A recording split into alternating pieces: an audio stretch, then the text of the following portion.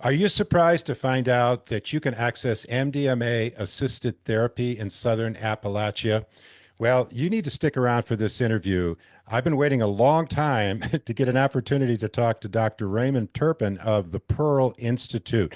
And we're going to talk about what's currently happening with MDMA and the effectiveness of this amazing medicine. Dr. Turpin is clinical director and executive director of the Pearl, has been studying and researching psychedelics since 1984. He's also been working with ketamine-assisted therapy, and he's been providing psychedelic integration services at the Pearl.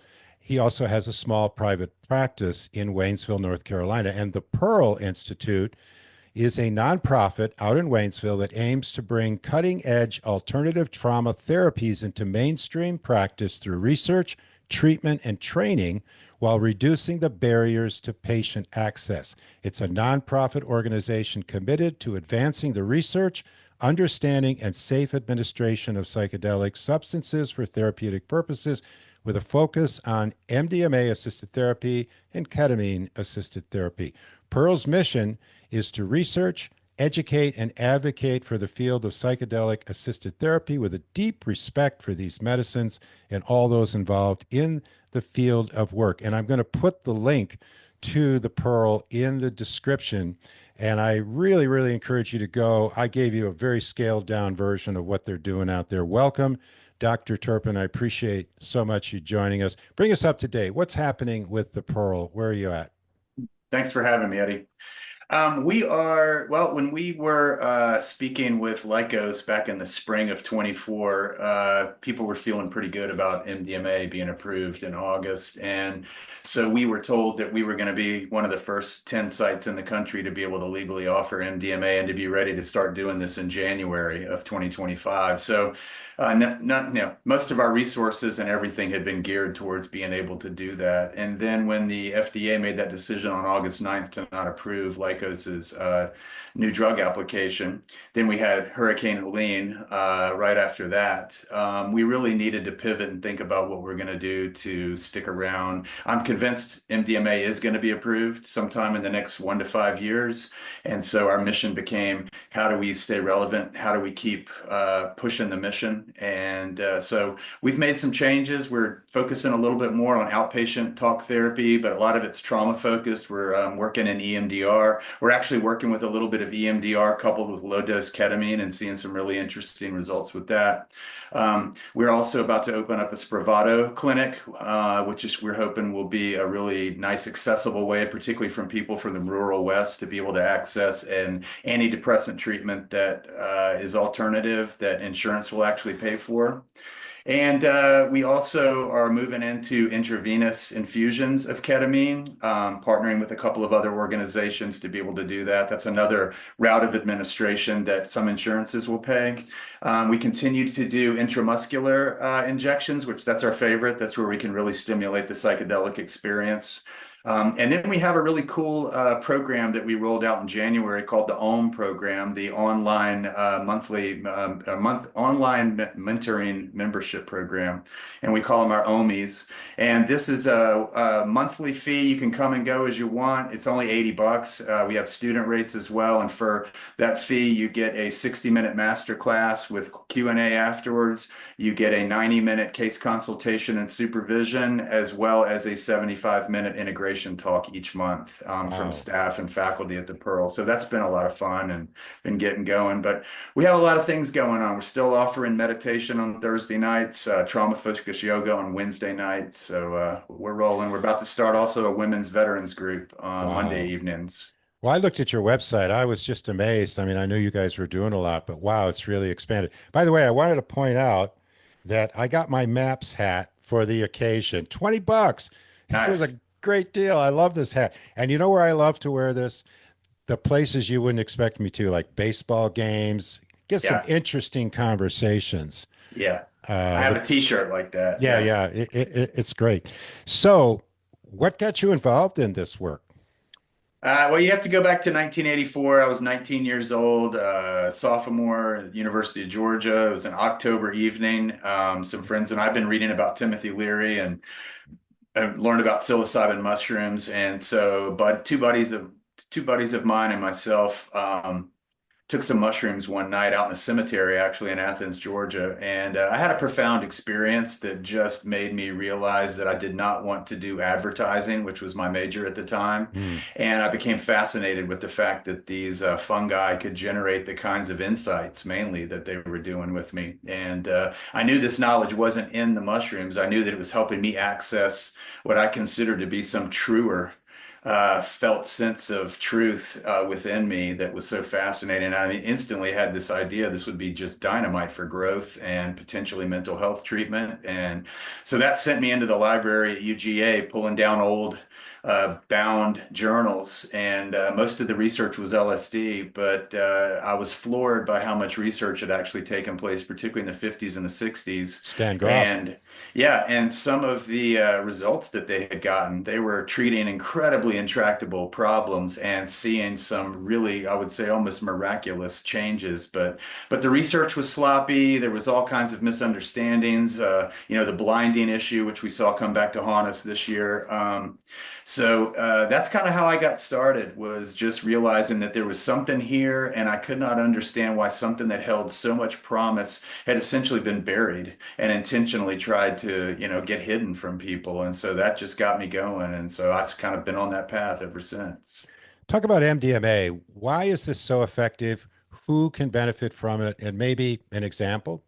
hmm Well, I've been in this field for 30 something years working with mental health issues, starting with kids. And one of the things that I figured out, and probably a lot of people in this field have figured out, is that it's all trauma based. When you take whatever the diagnosis is and you trace it back to the etiology, 9 times out of 10, it's poorly integrated traumatic experience. So I felt for a long time that we really needed to focus to try to find something that was effective for healing the trauma that's underneath so much of our pathology.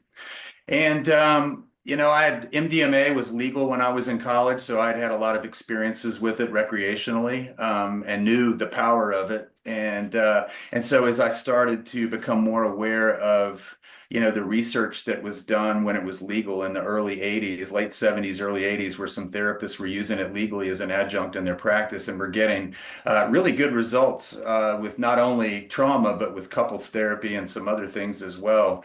I got interested in it. And then, of course, when the research started formally with the FDA and MAPS, with the phase one with Charles Grob, and then you go into the phase two, 2004 to 2018, where they started to treat treatment-resistant PTSD. The results were pretty stunning, I thought. 3 sessions of MDMA, and these folks were able to, pretty much no longer qualify for a diagnosis. What's the So mechanics of this? How does this?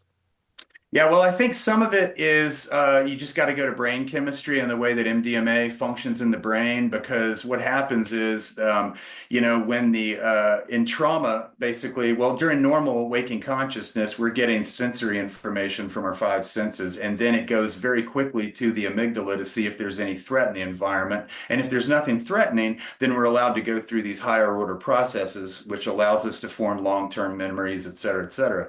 When trauma is occurring, what happens is all that gets hijacked. The Yeah. amygdala detects that there is a threat, so all that higher order processing goes offline, and we just resort to our most primitive types of processing, which is essentially what happens is the bits and pieces of the traumatic experience. They're usually fragmented, they're highly charged emotionally. They get stored and stuck in a part of the brain, the hippocampus, where that's supposed to be like a temporary way station along the way to it being a fully integrated long-term memory. But it gets stuck in this fragmented, highly charged form. And then when you're in talk therapy, what happens is when you start to get close to the trauma material, the amygdala does its self-protective thing, and Hmm. people feel the fight or flight, and they can't Yeah. stay with the memory long Not enough to do going the there. work. Mm-mm. Yeah. And so what happens with MDMA, which makes it so incredibly well suited for this work, is the first thing it does is it shuts the amygdala down 95%. And so when the amygdala goes down, it allows the memories to surface in their fragmented, highly charged form. But because the fight or flight's turned down, people are able to be with it. The other thing that MDMA does is it hyperactivates the prefrontal cortex, which is the part of the brain that's responsible for all that higher order processing. So the brain actually gets to process the fragmented trauma material as it should have been at the time of the trauma if you weren't so freaked out and worried about surviving. And integrate Yeah. it? Yes, and the other thing that it does is there's a couple of hormones that get also prolactin and why am I blanking on oxytocin?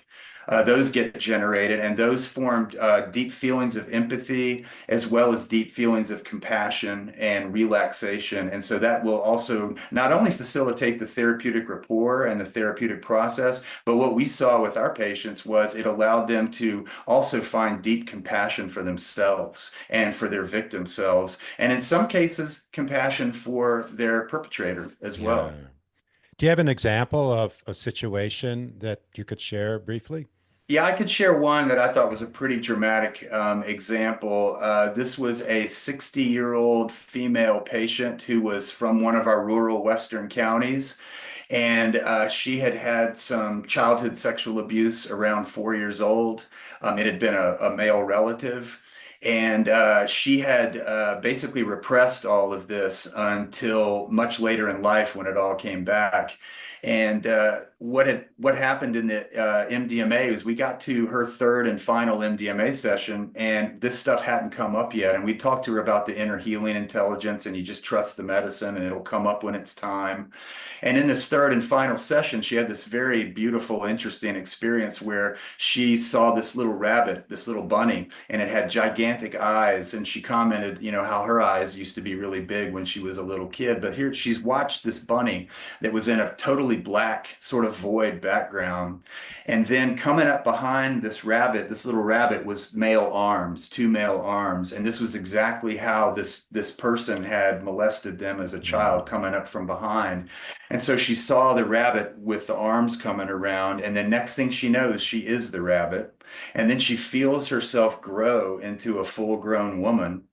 And then she turns around to face her perpetrator. And the first thing that she saw was the self-loathing on his face about what he was doing. And then she also had this insight hit her that he had had this happen to him too when he was little. And so what she did in this vision was she reached out and brought him into an Mm. embrace, and they hugged, and he turned into a little boy, and she just rocked him. Oh, And that is what healed the trauma away. So when you talk about what's going on biologically in the brain, it's hard to say what's that experience like, psychologically, emotionally to a person. But this is a really beautiful example of kind of how this information's coming out and getting the narrative is shifting in such a way that it can be integrated and be positive for them. mm. So it's easy to say that sort of the locked in view of the world really gets shifted. It can, yes. Yeah, it can with ketamine as well. It can have you just have a different perspective on Yeah. it. But I think with MDMA, we've got deeper healing going on than you're going Yeah. to see with ketamine. I just these, there has been long term. We know that these results hold up for at least a year in most of these cases, and there's been one long term study that was done with the Mithofer cohort from phase 2 that looked 4 to 7 years after the protocol, and most of them had maintained all their treatment gains. 3 people had relapsed, and they had had more trauma had happened. But yeah, it seems to be pretty stable results. So And you did, I still hear from our patients every now and then. oh, They're doing well. no doubt. So you had an expanded access program where you had a number of people, and this was part of what phase 3 trial that recently the FDA was doing. And did you have any couples work in there, or was it all individuals? Because I know MDMA is amazing for couples work. Yes. No, we did not for this. This was pretty strict outgrowth of the phase 2 and phase 3. We were following pretty much all the models of the phase 2 and 3, except there was no blinding going on. People came in, they knew where they were getting treated with ketamine, I mean, with MDMA. But no, we were able to treat a total of four folks. They were ranged in age from 54 to 72. MAPS was excited about that because they hadn't had a whole lot of older folks' data. These people had all had PTSD for a minimum of 35 years. One guy 60 years, and had all tried meds and therapy. They had all sort of just made up their minds that they were going to be broken for the rest of their lives. Their VA had told one of our guys, you know, you're not, there is no cure for this. You're just going to have to learn to manage the symptoms. So we were able to treat four of them, and after three MDMA sessions, none of them qualified for a PTSD diagnosis at that point. So, what's the most important thing that anybody watching this video should know about MDMA that you haven't talked about yet? I would say that there are a lot of people out there that are suffering. There are a lot of people with PTSD that are suiciding. There are people with other diagnoses even that are suiciding and feeling pretty hopeless because they feel like the conventional treatments that their insurance will pay for has not been as helpful as they would like, and they don't feel the healing happening. What I would tell people is that this treatment is coming. Frankly, we already have enough data to know that this can be administered safely with proper screening and that it can be effective. So what I would tell people is that the data is in. We know what we need to know. This is going to be approved at some point. I think that it's a game changer potentially in our ability to heal trauma and the underlying damage that's underneath most mental health pathologies. And so really what I would tell folks is that hang on, don't quit. I used to get emails about once a week from people that were on the verge of suiciding during the expanded access study, and now I get them about maybe once a month. And all I can do is tell people, "Hey, don't give up I yet. know. We have something that works, and it's coming. It Don't quit." it must have been tough to know you could only take four. Yeah, we had to fight for that too. We were only going to get one, and then we got to treat one, and then they were going to not let us treat anymore, and then we went to the mat over it, and they allowed us three more. And, yeah, when we were running into MAPS folks at the conference in Denver a couple years ago, they kept saying, "Oh, you're the Pearl man. You guys are scrappy." So we kind of like You that. liked hearing that, didn't you? Yeah, well, I mean, here we are in Southern Appalachia, in a small town, Southern Appalachia, That's and it right. it has been hard. People have a lot of negative ideas about, they hear the word psychedelics and they think of people jumping off buildings and crazy stuff. And so it's been quite the mission, kind of slowly trying to change people's mind one at a Yeah. time. Do you think psilocybin's going to get FDA approved in the next 5 years? I do. I think it's also a very effective, potentially trauma treatment. The only difference, LSD was a really good trauma treatment as well. The big difference is that LSD and psilocybin don't shut down the amygdala. And Right. so when you're preparing people for that kind of trauma work, they have to be really ready to tolerate the emotional that comes up. And so you really need to spend more time with safety, rapport, and more preparation, I think, to do that work. But yes, I think there's been some excellent studies done. I honestly think we're going to find that psilocybin is going to have a wider utility than MDMA. But I think they're both going to be dynamite additions to our ability to heal people. And if we can get these two medicines across the finish line and get them approved, I think we're going to see a 100-year leap in our ability to treat mental illness. We're going to know more about how it I know. forms, how it maintains over time, and we're going to actually have some methods for going in and healing it at the root. Well, I really feel like we're on the verge of a next mental health revolution. There's so many people are beginning to understand that so much stuff that has been fed us just doesn't work. We work with plant medicine, as you know, and so many people keep coming with these stories. I've been on Zoloft, I've been on this, I've been on that, and all it does is just give me side effects. I'm still depressed or whatever, and of course, in that case, they have to get off of the SSRIs before they can do something like psilocybin. What contraindications are there? Is SSRI, are they a contraindication for MDMA? For our study, they had to wash out completely all Yeah, of the SSRIs that they had. One lady had been using a benzo. She had to wash yeah. all of that out. And it's really being just protective about that chance of developing serotonin syndrome, Hmm. or sometimes SSRIs can blunt the effects of the Right. medicine, so you have to up the dose. So just to be on the safe side, people were told to Yeah, wash all of it out. But yeah, yeah, SSRIs, we had to get those all out of there. yeah, yeah.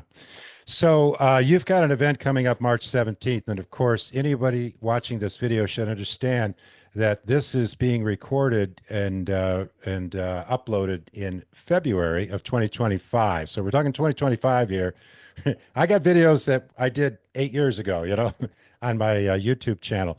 So March 17th, you're going to review the history of MDMA, 30 years of FDA approved research, the brain science, a massive education program. Talk a little bit about that. And by the way, I'm going to put that link, of course, in the description. Okay, thanks, Eddie. Yeah. This is actually going to be an online webinar. So no matter where people are, they're going to Ah, have access to this. The first online webinar, I believe, is going to be March 25th. We just haven't nailed that down yet. But I wanted to do a practice run in person. ah. So we're going to have March 17th at the Pearl. Very limited seating. We've already got people coming in buying tickets, but I would love to be able to run through this live with people first. And that's going to be March 17th, 5:30 to 8:30 at the Pearl. And this is for 3 NBCC credit hours. And just like you said, we're going to take a deep dive into the history, talk about why it works in the brain, why it's so well suited for trauma work. We're going to look at the 30 years of research that we've been doing so far under the FDA's auspices, and then really talk about what we saw in expanded access with our patients. And then I want to also talk a little bit about, why didn't this get approved? What happened in the advisory committee meeting in June? And then why did this lead to the new drug application being rejected in August by the FDA? Because those are important points. So I want to make sure that people at least get my take from my best understanding of what it all means. But I've kind of wanted to take an opportunity. I've been studying this for a long time. I just wanted to synthesize everything that I've kind of learned and to be able to put it out there because this is going to come back around. It is going to get approved, and I want people to have informed opinions. You don't have to agree with it, but I want you to have an informed opinion about it. And so that's really the purpose of doing this. Yeah. So yeah, 2 live ones, March 17th at the Pearl, April 11th on a Friday night at Still Point in Nashville. And then the rest we're going to be trying to do maybe monthly webinars and going over this. So these are not only education opportunities for us who are wanting to learn more, but also it's a fundraiser because you are a nonprofit and Right. you need to you've got a staff. You've got really good people out there and they deserve to be compensated. Yes, I would agree. They would agree with that too. Yeah. Yeah. So anyway, if you're new to the Pearl, go check out the website. And if you're interested in these topics, please go out and participate in these events. Dr. Raymond Turpin, I appreciate you spending this time. I know how incredibly busy you are. We're going to do another one of these when you can find another slot in your schedule because I want to talk about lots more. You have so much to offer. So Sure. thank you again. And those of you watching, thank you for staying with us in this. Give us a like, give us a thumbs up if you like this video. And of course, you can always subscribe to this channel. We've constantly putting out new content like this. That's really, I think, especially timely right now. So thank you again, Doctor. Thanks for watching. See you next time.